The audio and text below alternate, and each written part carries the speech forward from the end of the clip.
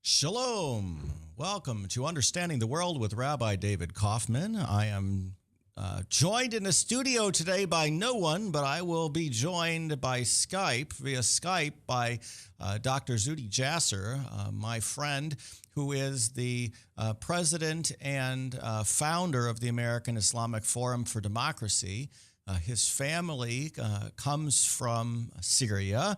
And Dr. Jasser is a strong advocate for the separation of mosque and state, which is something that I do a lot of work with as far as separation of church and state, separation of synagogue and state in my own work. And I look forward to talking to Dr. Jasser both about the impact of that within the United States and also around the world. But for sure, we'll talk a good bit about Syria today because that is what is on everybody's mind, and Iran as well. Let's not forget Iran. We'll talk a little bit. I want to talk a little bit in my World in 5 Minutes segment here about the UN General Assembly. One bit of good news that happened at the UN General Assembly is that Omar Bashir, the president of Sudan, who is wanted by the International Criminal Court for genocide, has decided not to come to speak at the UNGA, primarily because there are riots going on in the streets in Khartoum and all across the country because of mismanagement of the government, to be perfectly honest. Subsidies that were being given for gasoline and oil have been taken away. The government simply can't afford to do that anymore. The government of Sudan has largely been bribing its population for years now while abusing other parts of its population, and it was able to do that because of its oil revenues. Those oil revenues were lost to South Sudan. South Sudan took most of the oil revenue with it, most of the oil fields with it when it seceded. And so the government really can't afford to continue to do what it has been doing to pay off its people to make them happier. In President Obama's speech at the UN General Assembly this week, he has focused specifically on the situation with Iran and the situation with Syria. We'll talk a little bit about the situation with Syria when Dr. Jasser is with us. I wanted to make a particular comment about how President Obama looked at the Iranian situation. And he has said that he wants to resolve the U.S. Relationship with Iran peacefully, resolve our concerns with Iran's nuclear program peacefully. And specifically, he pointed out the fact that Iran appears to be headed in that direction as well, trying to find a peaceful path forward. We hope that that is true. Okay, none of us hope for any kind of a military option in Iran in any fashion, even if it's limited strikes against nuclear facilities. We don't want that under any circumstances. No one wants to resort to military action if it's not needed. And the president pointed out that the supreme leader, this would be Ayatollah Khomeini, has issued a fatwa against the development of nuclear weapons, meaning a religious dictum against the development of nuclear weapons, and that President Rouhani, the newly elected president of Iran, has just recently reiterated that the Islamic Republic will never develop a nuclear weapon. Now, if those are both true, we're in great shape. The problem is trusting that. And the president says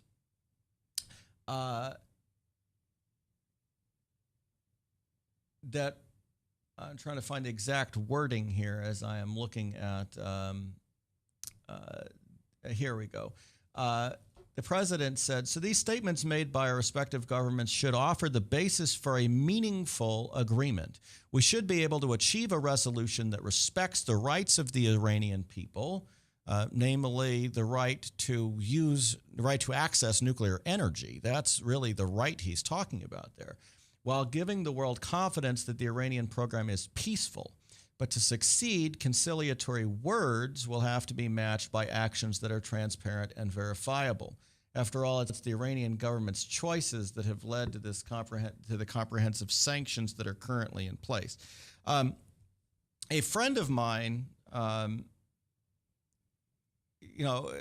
was talking about the fact that Rouhani is moderate and all of these things. Moderate compared to what? And this is a really big issue. I think we'll talk to Dr. Jasser about it too, because I think he has his own opinions of what qualifies as a moderate versus not, and I think he and I are largely in agreement. But my basic application of what qualifies as a moderate is somebody who doesn't believe in oppressing people's freedom of speech and doesn't believe in oppressing people's freedom of religion. And I think that anyone who does those, if someone is arresting people for speaking words that they don't want to hear, if they're arresting people who are practicing a faith that they don't believe in, or preventing them actively from practicing their faith, even in private, but certainly in public in many cases, or are taking action such as executing people for saying things they don't agree with, or practicing a religion they don't believe in, then we run into real radicalism in my mind. And it doesn't matter what faith we're dealing with, whether we're dealing with the forcible application of atheism, or we're dealing with Christian traditions, Islamic traditions, or even the extremist Jews who would like to oppose those kind of views on few people. And admittedly, there are very few Jews. I only say that reluctantly because it often is, just lump everybody together and they're radicals of all different populations. Well, the percentage of radicals in populations is also important. And the percentage of Jewish radicals who would qualify in those categories is much, much smaller than the percentage of people in other traditions, certainly in other countries, who would qualify in that category. Okay, there are entire nations that have laws that prevent freedom of speech and prevent freedom of religion. And there are governments that have gone out of their way to arrest people or even execute people for those practices. Iran is one of those countries. We're talking about systematic oppression here, meaning that anybody who is supported by the governmental system within those countries cannot be called a moderate because they're supporting those systems. If Rouhani came out and said, I don't believe in oppressing people because of freedom of speech or arresting people, and actually took action to prevent the government from doing that, then you could say that he's not a radical. Okay, that would be my definition. Okay, those who are radicals in Israel, for example, are not in governmental positions, at least that radical. You could say there are people who have positions in other places. But when you look at Egypt, when you look at Turkey, where you also have people being arrested, when you look at Egypt, I mentioned Egypt already, Tunisia, Libya, when you look at the Palestinian Authority, which arrests people for criticizing the government, these are places where those freedoms are not guaranteed, and the leaders are taking radical positions. And so, for me, when we're talking about somebody being a moderate, that's my definition of moderate. And if you don't meet that definition of moderate, we're talking apples and oranges here. We're not in the same category. When we get back from a short break, hopefully Dr. Jasser will be joining us very shortly. This has been the World in 5 minutes, or World in 8 minutes, with Rabbi David Kaufman. From the RE/MAX Real Estate Concept Studios, this is Webcast One Live. I'm Brian Leach, owner and general manager of Service Legends. I brought along a couple of the home comfort heroes. Hi, I'm Tammy Wells. I am Nick Wondershad. I'm administrative manager I'm the senior technician from Service Legends. It seems like every good thing, when you feel it to the bone that it's good, there's a lot of hard work put behind it. I don't think that you can fake it and have it turn out good. You know, if we seem like, okay, that's just weird, it's just a furnace, why would you believe so deeply in a furnace? It's not just that, you know, we want to show the world that you can have good service. Yeah, I mean, it's your home. You know, it's built into our daily trainings, it's built into our culture, that we're gonna do whatever it takes to have each client say they love us, period. That's why we spend all the hours in the training that we do. And if we guarantee it's gonna be a good experience for you, or else it's free. What type of work do you think we're gonna do? There is a guarantee. Temperature selection guarantee, fixed right or it's free guarantee, comfort guarantee, best value guarantee. All of these guarantees hold us accountable to ensuring that we exceed your expectations. And if for whatever reason we'd fail and we can't make it right, we guarantee all of those guarantees with a 100% money back guarantee. I mean, if you don't think that your technician can fix it right, are you gonna say that to a client? No. You don't have to worry about having a technician come to your house. We drug test, background check all of our team members. We put safe people in your home. Each and every one of our service techs, 400 hours a year in training. You tell it the minute they walk in the door. They know what they're doing, they've done their homework, and they actually truly care about what you want. Because at the end of the day, you're the person that makes sure I have a job. They're gonna be listening. They're gonna wanna know what your challenges are. Then they're gonna come and give you options, and you get to choose. If I'm there to help and I make it easy and painless, I did my job right that day. Well, when it comes to your comfort, safety, and your family, you don't necessarily go buy the most expensive, but you get the most bang for your buck. Oh, it's worth it, because there's a lot of people that will find a way to get it to work right now and then leave and then come back, charge you again, and the cycle just repeats itself. So when I'm out there looking at the furnace, I want to find why it failed today. How can we change the part today with something that you're not going to have to worry about? Is it worth changing the part today? I mean, you can put a lot of money into a furnace. I can fix parts all day. There's good job security in that for me, but is it the right thing for you? I get a lot of the phone calls of after the technicians are there. They're just in awe. They're like, wow, you guys are great. I mean, I don't even know what to say. You guys are great. Everything you did was perfect. It was great. Keep going though, I like this. Just give us a try. I'm gonna take all the risk. I've got the time to make this right. I've got the support to make it right. Just check us out. And if you don't see the value in what we do, I mean, fixed right or it's free or 100% money back. enough said. Shalom. Welcome back to Understanding the World with Rabbi David Kaufman. I'd like to thank our sponsor of the show, Dr. Ronald Bergman of Bergman Folkers Cosmetic Surgery and Spa, for their continued support of this show and enabling us to bring on wonderful guests like Dr. Jasser, who will be joining us in just a few moments. I wanted to just give you a brief introduction to who Dr. Jasser is before we move on. Dr. Zuhdi Jasser, who is a medical doctor, he is the founder and president of the American Islamic Forum for Democracy, AIFD. You can find it at aifdemocracy.org online. He is a devout Muslim, and he founded AIFD in the wake of the 9/11 attacks on the United States as an effort to provide an American Muslim voice advocating for the preservation of the founding principles of the United States Constitution, liberty, and freedom through the separation of mosque and state. He is a first-generation American Muslim whose parents fled the Baath regime of Syria in the mid-1960s for American freedom.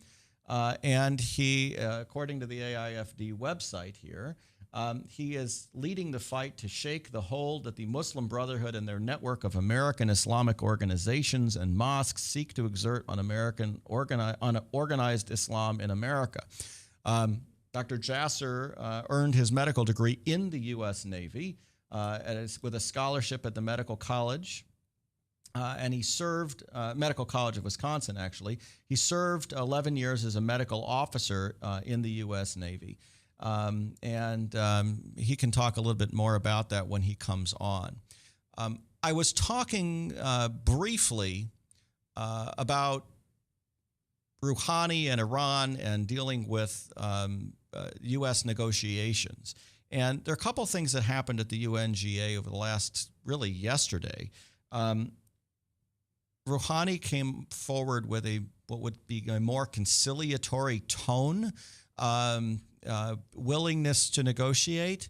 He also was reported to have said things that came off, in public at least, as if he were supporting the idea that the Holocaust actually happened, that large numbers of Jews were actually killed by the Nazis. Now, while we take this to be a fact, and we would respond, of course it did, knowing our history, in Iran, this is a big deal because Iran has practiced Holocaust denial for many years, and particularly under Ahmadinejad and its state policy. So it was reported that Rouhani had said that these things actually happened to Jews, and he was condemning genocide against the Jews and anybody else. And the state media actually came out and questioned whether or not his statement should be translated that way, that historical events was the accurate translation and not genocide. Dr. Jasser is now on with us. Dr. Jasser, I'd like to welcome you to Understanding the World. It's wonderful to have you on with me today. Thank you. It's nice to be with you, Rabbi.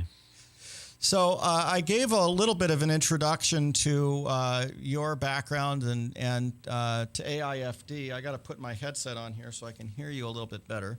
I don't know where we should start. There are a lot of different possible places that we can begin, whether we're talking about Syria, Iran, or we talk about what AIFD does itself. And I thought maybe I would just throw that open to you. Where would you like to start? Well, I think, it's easy sometimes to compartmentalize everything and look at Syria by itself, Egypt by itself, look at American threats on our soil of domestic terrorism.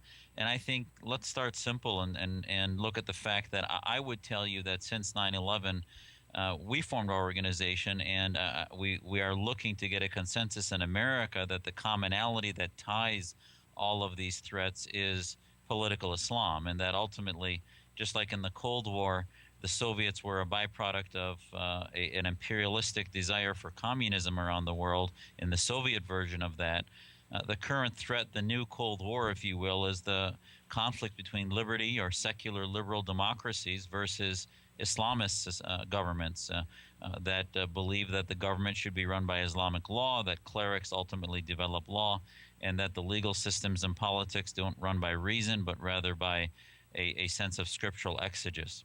So that is in the context of what I think is the root cause of the symptom of al-Qaeda or terrorism, if you will.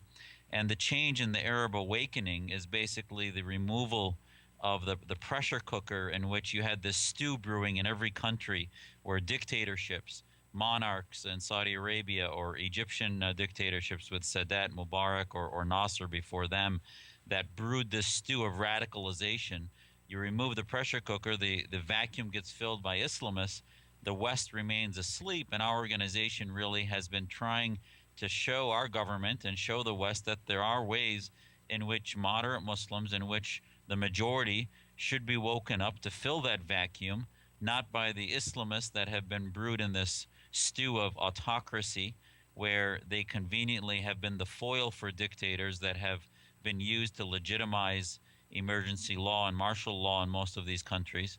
But ultimately, that if you look in Egypt, for example, you had masses demonstrate against the dictatorship of Mubarak, and then a year later, you have even 10 times more of the masses demonstrate against the Brotherhood. So for all those who think that in Islam, it's in the Muslim DNA to be run by theocracy or by Islamists, I think recently Egypt has proved that differently.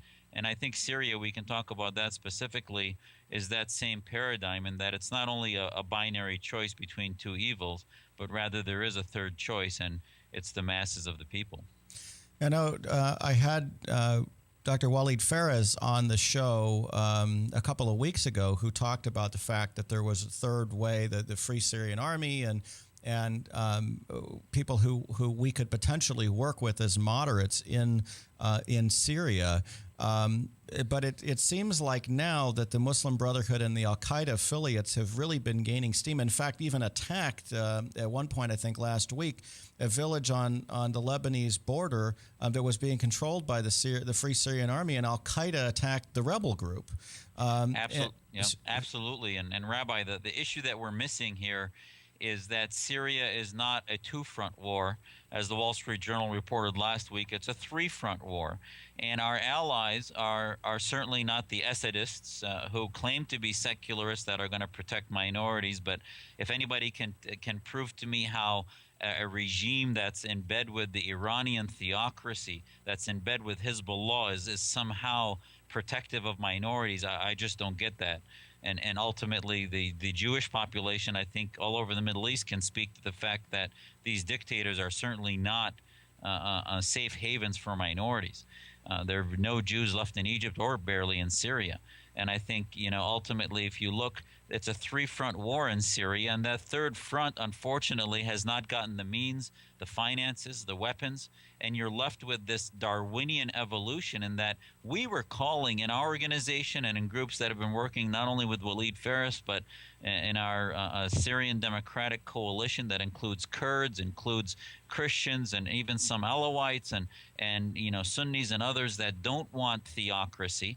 From 3 months into the revolution, we knew our families who have been suffering in Damascus and in Aleppo and all these cities in Syria for over 40 years knew that there was no political solution. There will never be a political solution in Syria. That regime will only leave by force. And ultimately, America needs to take sides. The president finally got it right in August 2011 and said that there needed to be regime change. And now, because Assad and his military have dug their heels in, it's basically brought about what we were concerned about, which is the radicalization of the Syrian population. And this is not to say that they've become a majority radical, but they've been left with nothing but the al-Qaeda groups that have come into Syria. Most of them are foreign. Some of them were let out of the prisons by Assad, who used their release to say that, well, look, I've got this enemy now and I have to do this. And through his propaganda that he releases, legitimizes the murder of over 100,000 people. So ultimately there's been this third pathway, as you mentioned, which is in the Free Syria Army. And I say, my litmus test is easy, is if they're there to fight a jihad against Assad, they're not our allies. If they're there for freedom, to be free, be able to have institutions of civil society and be able to actually have legitimate elections and newspapers and free media. There are many Syrians that our families, many of whom are expatriates, came to Europe or America that have families back. Remember the uprising in Syria, the biggest numbers for al-Qaeda are about 10,000 from Israeli intelligence. The Free Syria Army is about 100,000. And that's not to say some studies, 30-40% of them may be Islamists that are not our allies. But yet the Syrian uprising is 10 to 15 million Syrians that are either providing food and water for the armies, that are working with at least not showing up for the draft that the military is having. Military's been calling every week, trying to call 2,000 to 3,000 Syrians, and nobody's showing up. They have 5 to 10 show up. So the only reason Assad is surviving is the troops coming from Iran, the money and oil coming from Iran and Russia also. So, this is a conflict that we need to help tip in the right direction. There's no doubt that when Assad leaves, it's going to be a mess. This is what he left. The mess is not only 2 years of a mess, but 45 years, as we're seeing in Iraq. The reason Iraq is a mess is 40-plus years of dictatorship leaves no civil society organizations and leaves it chaos. But that can't be an excuse for helping dictators continue to smother a population. And we're looking at a situation in which the Egyptian military obviously is combating Muslim Brotherhood organizations and now potentially some al-Qaeda affiliates in Sinai as well. People are ignoring the fact that there's actually a war going on in the Sinai Peninsula that the Egyptian military is doing. But the Egyptian military seems to be very opposed to support by the West for action against action against the Syrian regime, and I think people are getting very confused as to what's going on in different countries as far as how to tip. Either how to tip the balance or whether or not we can even get involved. The opposition to involvement in Syria that I've seen is overwhelming. I don't know if you're seeing that where you are, but when I talk to people here, I get this idea that there's no reason that anybody that we should involve ourselves at all. Our congressional leaders certainly don't seem interested in it. Well, unfortunately, I think you're exactly right, and it's almost in many ways oddly bipartisan in that the right have become sort of the isolationists of this discussion, and the left, in many ways, part of the anti-military part of the left, have not wanted to be involved. As a result, there seems to be a majority that look upon Syria as sort of the theory of let them kill each other, and I find that really un-American, to tell you the truth, Rabbi. If you look in history, if the West does not stand up for freedom, does not help the underdogs in fights, then who will? You're leaving Syria to devolve into a Darwinian evolution of the most vicious who will win. And you have both sides that are evil fighting right now, and you have a third side, which is the moderates within the Free Syria Army that need arming. Right now you have Qatar and Saudi Arabia arming the rebels, which are not going to be using the same litmus tests. They don't care if they arm jihadists, and this is why Syria is seeing an increase in the jihadists and those who want the Islamic State. So any way you look on it about American interests in the region, Syria is not a civil war. Definitely it started that way, but with Russia and Iran and Hezbollah constricting on all sides and helping Assad survive, to say that that's a civil war only is absurd. So there are definitely American regional interests. Israeli interests are on not only on their border, but the empowerment of an unhinged Iran and Hezbollah is the last thing Israel needs for its own security. And ultimately, certainly the chemical weapons are an issue, but to say that delaying another year where the chemicals start getting moved around and we inventory them while Assad kills another 100,000 and radicalizes even more, where now the greatest terror factory in the world is Syria. So regardless of what you think that Al-Qaeda is somehow an enemy of Assad, Assad's dictatorship is creating by the dozens Al-Qaeda, and he knows that, and he uses it as a foil, and he uses it to justify carpet bombing of neighborhoods that he says in his interview with his pal Kucinich that somehow he's like a doctor cutting off a leg, and this is offensive. And ultimately, I think we need to develop a strategy. And I think Americans right now, they say 60% of Americans a month ago didn't know where Syria was on a map. And we need to go through an educational process. If we had started this, Rabbi, over 2 years ago, I think Americans would be at a different place. It took President Clinton, I think, 3 to 4 years before he had the popular support to do something in Bosnia. And that was after 250,000 lives when Americans started to realize what was happening. I participated in Operation Restore Hope in Somalia as a medical officer, and I remember we were wondering what we were doing there, and we called it the CNN war because of American public looking at the starvation in Somalia. So I think ultimately if the coverage had been balanced, if the coverage had been more prevalent rather than just a few reporters here or there, and then you sort of get the Syrian side and Americans think that it's Al-Qaeda against Assad, sure, they're going to throw their hands up. But if you look at the informed American public, most of them realize that it's in our interest to do something. I do want to touch on one thing which you mentioned, which was Egypt. The Egyptians were much smarter than Assad in the way they approached this. They sort of sacrificed Mubarak up front and said that they were the beacons of democracy for Egypt. We can't forget what these parties are. The military party in Egypt is the NDP, the National Democratic Party, which is a socialist, nationalist, fascist party. Certainly they're more stable and more allies with us than the Brotherhood ever would be. So I was definitely for not necessarily what I would call a coup, which it technically was a month ago or 2 months ago, but rather a course correction for democracy. But there will be no democracy if the military stays controlling Egypt. Ultimately, the millions that rose up against the people that rose up against the government there rose up both against the Brotherhood and the deep state of the Egyptian military. And that's why they don't want us to intervene in Syria, because they know right now the military rules in the Middle East are on life support. And once Assad leaves, it's going to be like dominoes. The next will be the Gulf state monarchies. And ultimately, people rule is ultimately the Egyptian military will have to be run by the civilian government. It's going to be a long transition. And this is why the answer to this whole discussion, Jeffersonian democracy is not going to be turned on like a light switch in the Middle East. There has to be a transitional process over 5 to 10 years where militaries like Egypt's transition out towards civilian control.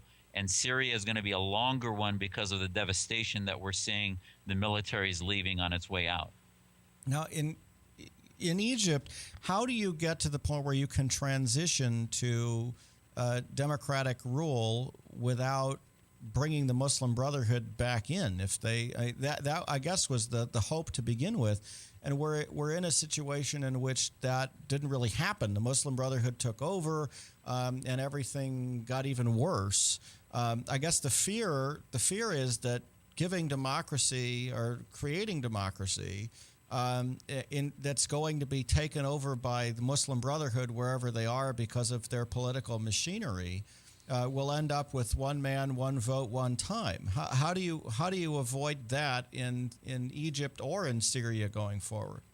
That's the $1 million question, and ultimately my answer to that is what 60-plus years of Nasser, Sadat, and Mubarak could not do to defeat the Brotherhood, which actually they fueled them through making them martyrs and victims. 1 year of Brotherhood rule woke up the people, marginalized them politically, and ultimately was the biggest defeat that the Brotherhood had. Now, you're right. I think any party which advocates violence, which advocates terrorism, should not be legal. Should not be a political party, because that is chaos, and that's our own American standard. But I think, look at our American standards. Clearly, the Communist Party in America is not compatible with our Constitution, but yet we survive by allowing them to be legal, marginalizing them with the antiseptic of sunlight, and they are a fringe, insignificant party. And I think similarly in Egypt, I'm against making the Brotherhood illegal as long as they condemn violence, because ultimately the vast majority of Muslims, when left to their own devices, if we can help build civil society and allow them to build civil society organizations, secular, liberal, democratic groups, and help unify those groups among just one or two or three at the most different ideas, that will displace the Brotherhood. Look at Tunisia. You have even a more moderate version of the Islamists, which is an oxymoron, but it's true in some ways, An-Nahda, which is running the government. The only reason, Rabbi, An-Nahda won the election in Tunisia was the secularists divided themselves into 70 different parties, from the communists to the socialists, all these different parties, and they really didn't figure out how to unify like we do in the West among just a few parties, so that you can have a more unified, pluralistic type of coalition to come to power. This is what we can help with. And if you look in Eastern Europe, when the Soviet Union withdrew, Estonia and other governments, we helped build their civil societies. Our think tanks helped teach them how to have constitutional foundations for parties and a political system that have made them pretty successful for the most part. It's not perfect, but ultimately these are the types of things that you find this president and even President Bush before him have had no interest, it seems, in really doing. And we've been defining democracy as elections when, as you say, that's not what democracy is. Democracy defined as elections is actually, that's not. That's what's the old saying from Ben Franklin? It's 3 wolves and a sheep voting on what's for dinner. And that's not what's going to be successful in Egypt. It needs civil society movements and a strategy where we're not only dumping money through USAID for food and economy, but into helping them build political and think tank infrastructures. Now, one question I have, and you pointed this out, I think it's important for people to understand. What do you consider the American interest in Syria?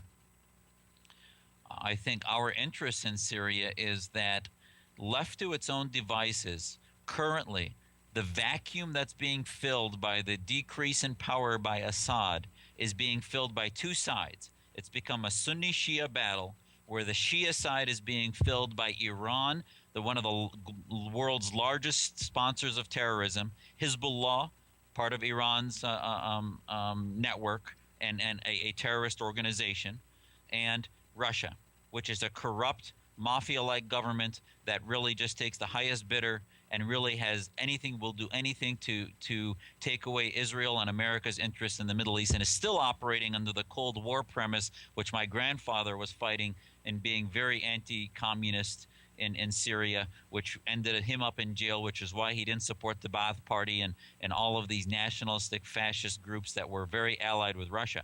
The other side of the Sunni equation is Saudi Arabia, Qatar, and the Brotherhood.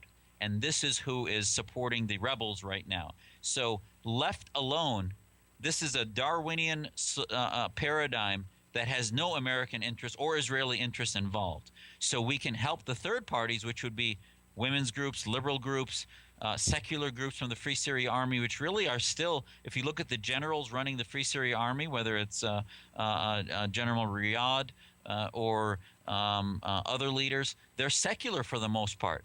Now, the Islamists are increasing in influence, but I think we can, if you want to see a Syria evolve out of those two different paradigms, it's going to have to be, and I think it's an American interest to have a role in that. Because even if, and I still think even without American support, it may take 500,000 lives or 1 million lives, that third party is going to win.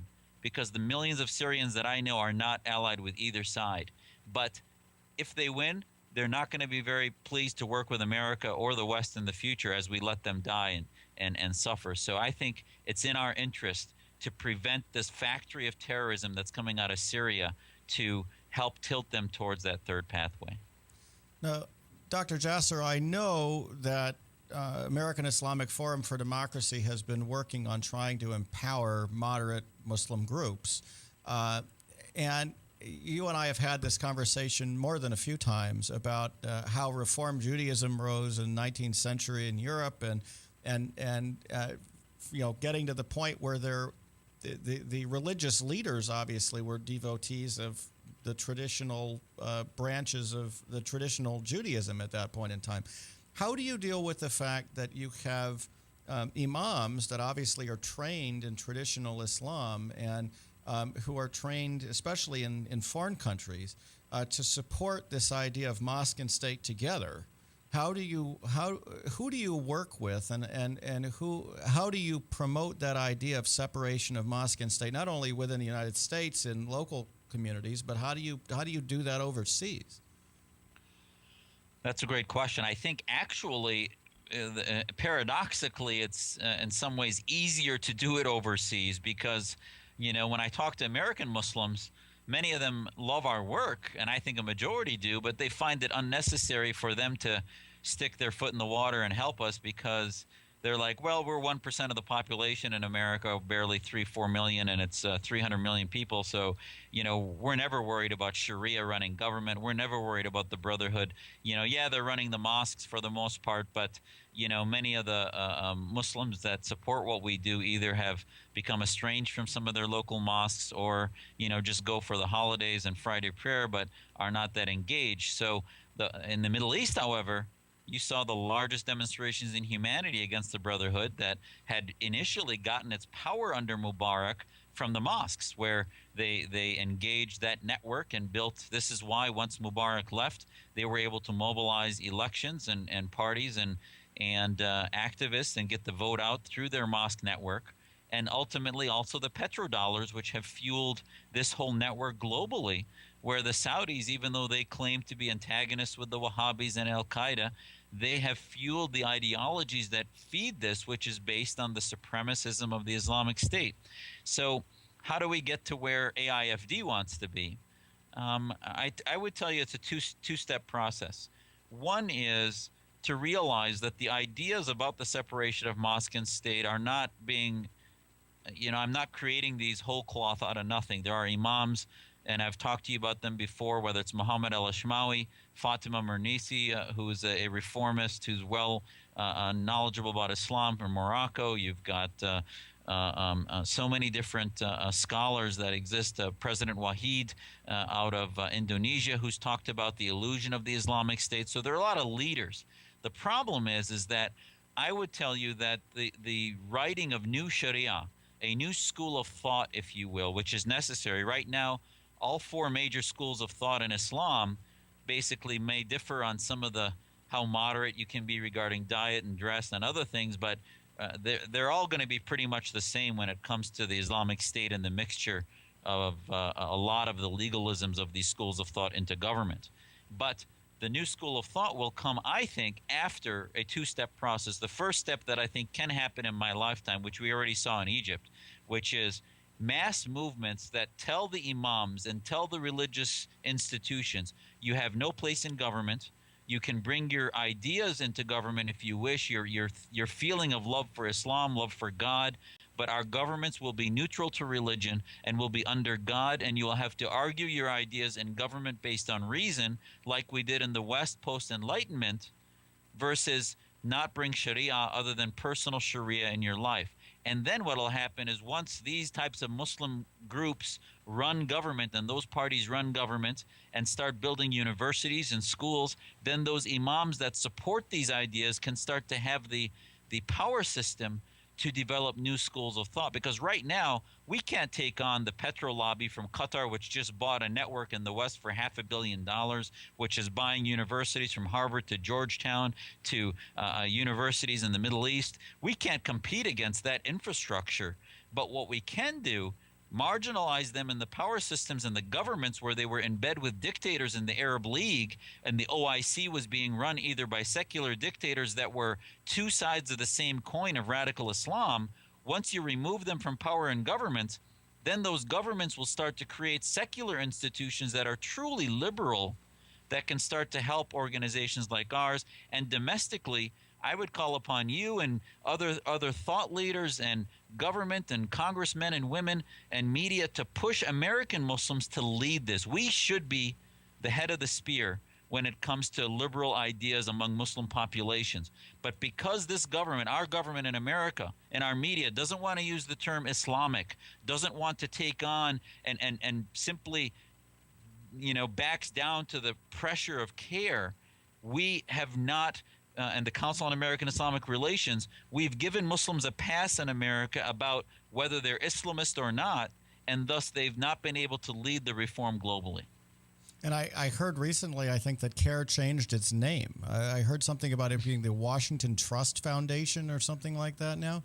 Yeah, it's part of their shell game, as has been described, about how they move funds around between 501c3 and 501c4s, and when they get in trouble, they didn't file their 501c3 tax forms for 3 or 4 years. They were not able to get tax deductible donations, and those tax forms still have not been filled.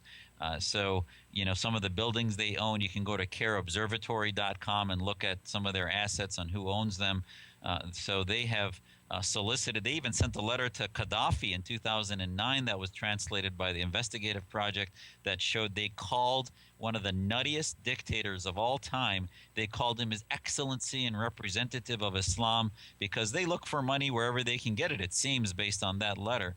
And it's interesting, they just put out 2 days ago a report on quote-unquote Islamophobia, where they identified people who they think are bigots on Islam.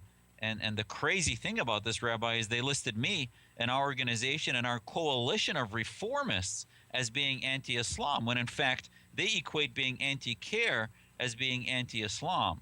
And ultimately it shows, they even quote something where I said, operationally Islam is not peaceful, and I had actually explained in that same speech, which today Dan Greenfield at Front Page Magazine talks about the reality of how dishonest that quote is from them, where in that speech I talk about how it's a battle within Islam, and that the liberals need to win this against the Islamists and the Brotherhood, because the Islamists are speaking for Islam and they operationally are not peaceful. But the way I practice my faith and teach my kids, I believe it is compatible with the West. So unfortunately, I've been left to fight this with my colleagues who are reformist Muslims almost by ourselves.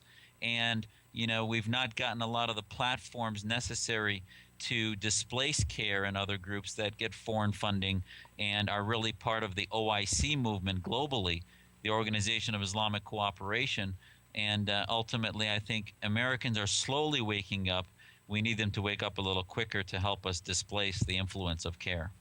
And this gives me the opportunity to introduce something else that I was thinking about. There's this idea that the bad treatment of Muslims generally, whenever it occurs, is about Islamophobia, and it seems to me that the fear of Muslims as terrorists versus criticism of Islamic practices by some of these groups. And it seems to me that we need to differentiate that conversation, that somebody who's advocating for the oppression of women or something like that is different than somebody who's who's talking about fear of terrorists. And this makes it very difficult, I think, even within the Muslim community to talk about these things. If any criticism of any Muslim organization qualifies as Islamophobia, or any criticism of any Muslim practice, even by Wahhabis, qualifies as Islamophobia, where we have an impossibility of dialogue. Exactly. And this is their goal.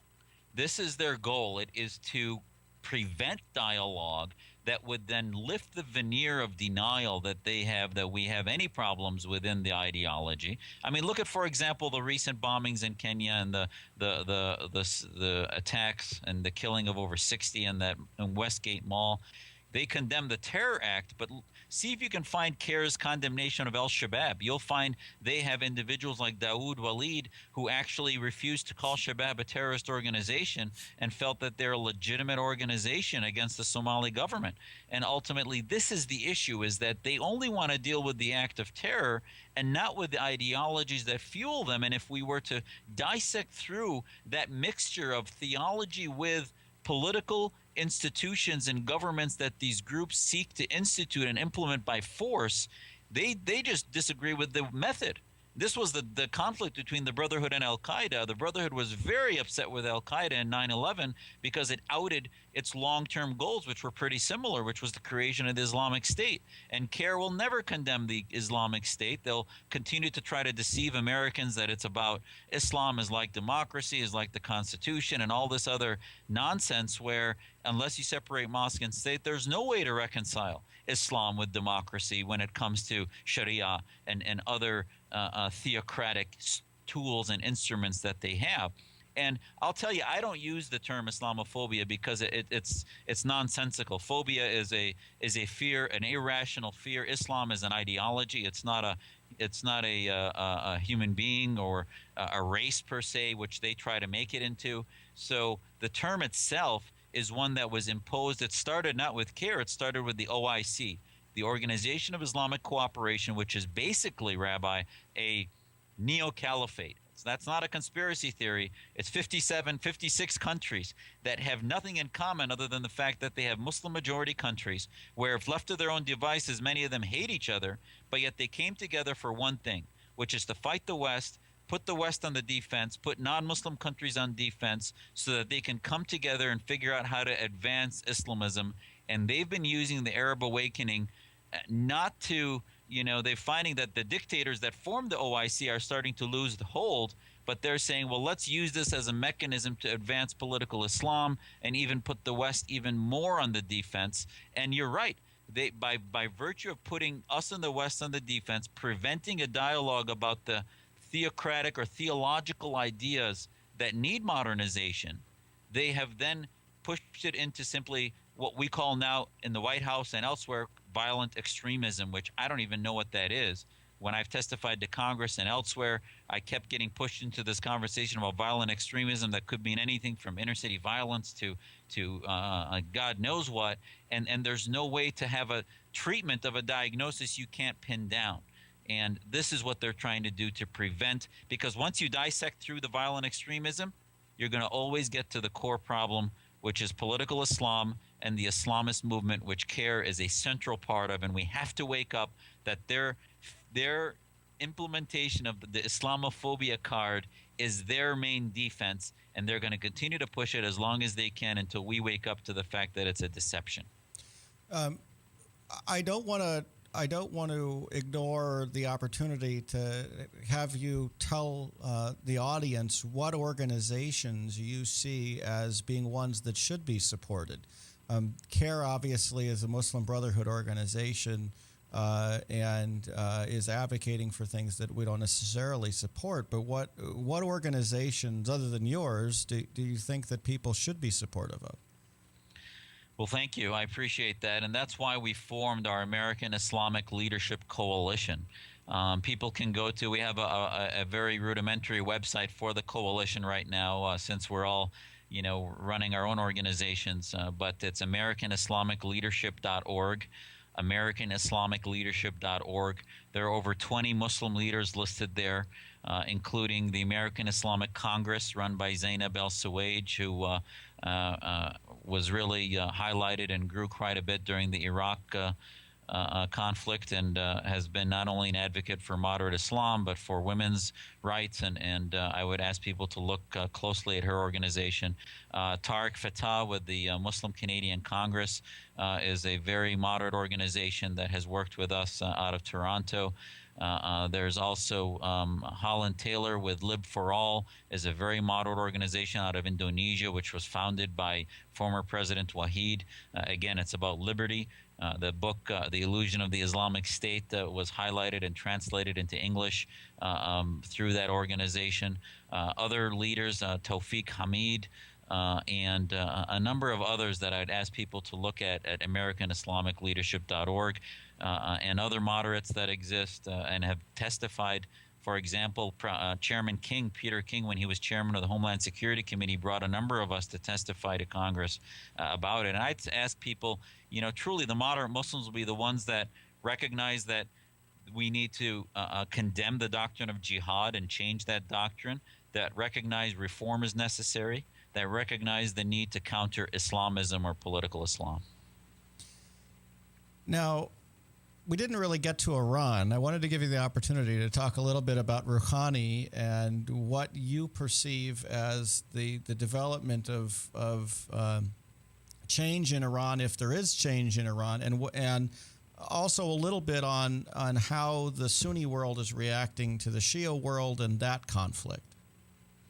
Yeah, thank you. I think that's really important because a lot of the conversation about Iran has revolved around the nuclear question, which certainly from a security perspective, short term is the primary issue. But the deeper issue is this, one of the same things we've been discussing, you and I, now since the program began, which is, remember, Iran had a green revolution that this president turned his head away from. After a couple of weeks, all of a sudden we weren't paying attention to it, and the Green Revolution went away. And there is definitely, I think, if you're going to see a peaceful Middle East, it'll have to be through regime change in Iran. And to think that somehow a moderate can come out of the Supreme Council of Iran and the clerics that are in control there is just absurd. Any moderates that exist are removed from the ballots.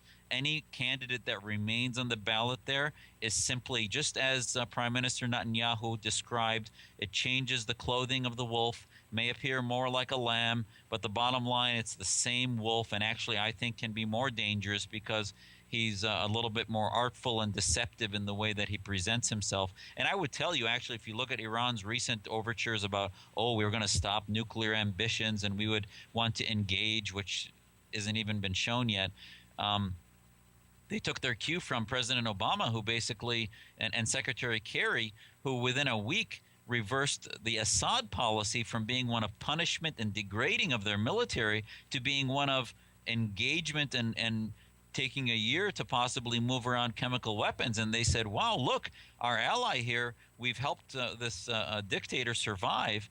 And by doing so, we have been able to engage America through this dance and somehow fooling them into thinking that if we can promise things, that we can delay things while we continue to have our centrifuges spin and other things happen underground that nobody pays attention to. So I think Iran's as big a threat as it's ever been. We need to have a policy of regime change there and talk about how to help the good groups, the good guys and gals on the ground there that are working in women's organizations and civil society groups, etc.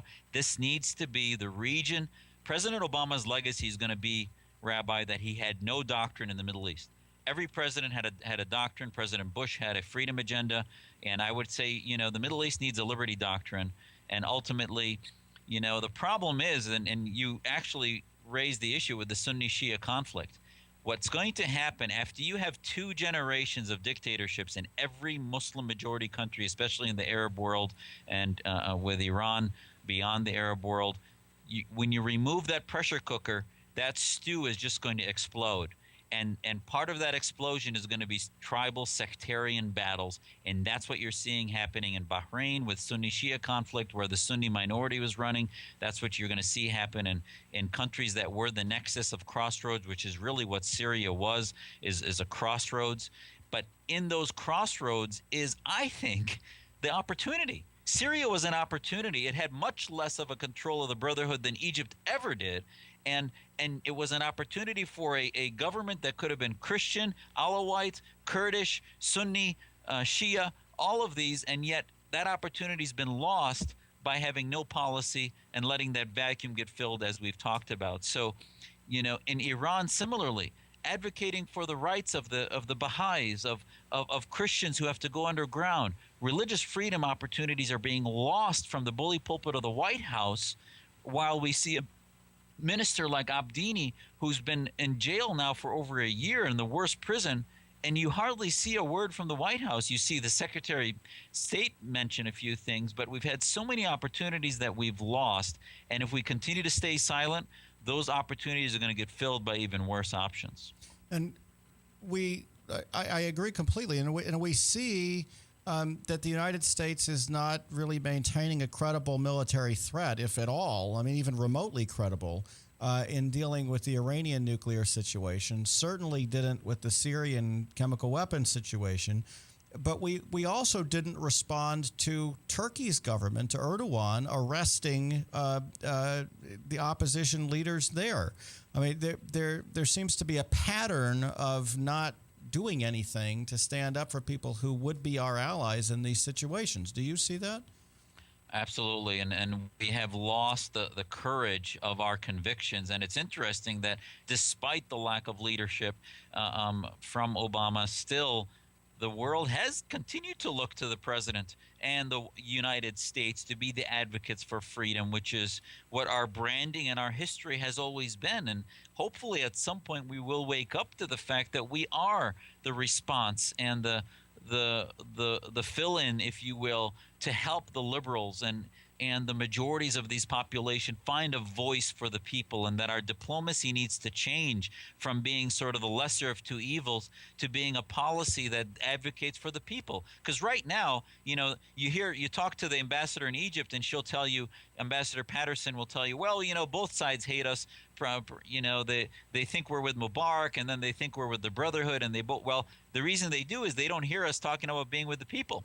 They don't hear us talking about being with women's groups and with the democratic movements that are really truly for liberal values. We've not made that distinction. We actually the president last week in a press conference in Europe said we won't take sides internally. That's absurd. You can't get the favor of populations that agree with us in the way we interpret the Universal Declaration of Human Rights if we don't start taking some sides. Not too much politics, but at least some sides for those that advocate human rights and believe in democracy. And I'm going to leave you with one thought. I talked to an Iranian reformist who told me, they said that when the reason you're seeing the ascension and the total unhinging of the theocrats in Iran is because the only thing they respond to is strength. When they see America weak, when they see us basically doing a double talk and a back talk and sort of trying to engage them, that tells them they can do whatever they want, and they push forward and help Syria, help Hezbollah. When they see us respond with strength and actually mean that we may use military might and actually say that we're going to help with regime change, that pushes them back. That's the only language the thugs in Iran, the thugs in Syria, Egypt, and elsewhere will understand is strength behind the language of liberty, and we have not done that. Dr. Jasser, it's been wonderful having you on Understanding the World today, and we hope that our viewers will take a look at AIFdemocracy.org and to follow Dr. Jasser, Dr. Zuhdi Jasser on Twitter, and to pay attention to all the things that you put out, the organization puts out, because we really do need to be advocating for real moderates around the world.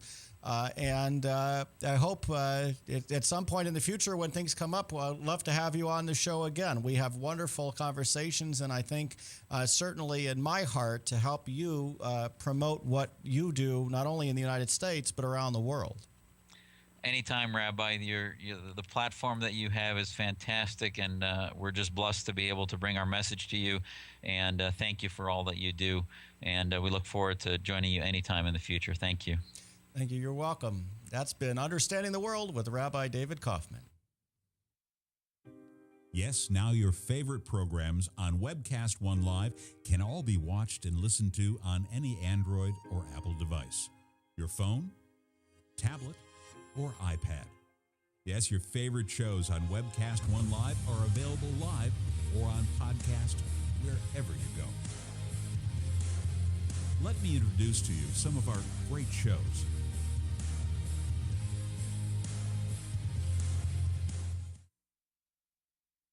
My name is Justin Bennett with Strong Tower Consulting, where we passionately coach individuals, families, and businesses to make better financial decisions that help create success and eliminate financial stress. I offer a free 30-minute consultation where we find out where your situation is. I explain how I do my coaching services. Then it's up to you whether you want to continue. The Bible has, depending on who you believe, 800 to 2,000 scriptures that talk about money alone. So it's a pretty important subject in God's eyes. That's one of the things that I enjoy doing, is help them see God's ways of handling money. You know, it's interesting. Most people that I ask, what would it be like to be debt-free? The common response is, I don't know. I don't think it's possible. But in 90 days, most of my clients go from, I don't think it's possible, to, I'm excited. In 2 years or less, I will be debt-free. There's no tricks, no gimmicks, nothing being sold here. It's just learning how to do money well. This is Strong Tower Financial Hour, where we help people go from being broke and scared to having hope with a plan. I'm Michael Libby. I'm the host of Insight on Business, the News Hour. We're seen live at 8:45 each Monday morning at Webcast One Live, or whenever you want on my blog or on the internet. So what qualifies me to talk about advertising, marketing, and consumer trends? Well, it's my business. Insight Advertising, Marketing, and Communications has helped dozens of companies, small, medium, and large, learn how to use advertising correctly, and we pass that information on to you each and every week. So when you want to watch your favorite Webcast One program, remember, there's an app for that.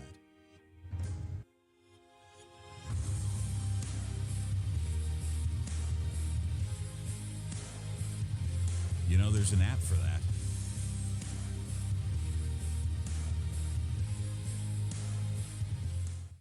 If Tom Coates from Consumer Credit of America was your personal webmaster, Tom would filter out all bad debt emails. If Tom was your mailman, you'd never get any debt reduction junk mail. If Tom Coates was a lineman, he'd block any phone calls offering to reduce your credit card debt. Hi, I'm Tom Coates with Consumer Credit of America, and we're still your best choice for credit counseling. We're local, we're accountable, and we can do more. You make the call when the time's right for you. When it comes to competition, there really is none for Consumer Credit of America.